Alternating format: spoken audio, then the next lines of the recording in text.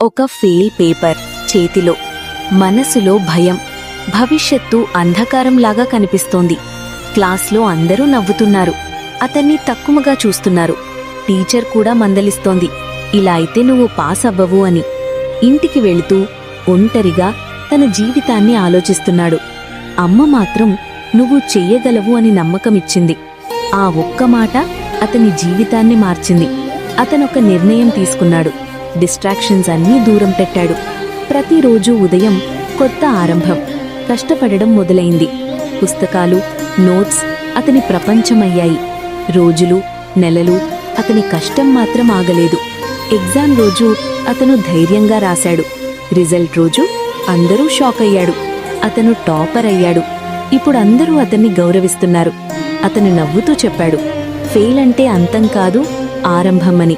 నమ్మకముంటే విజయం ఖాయం.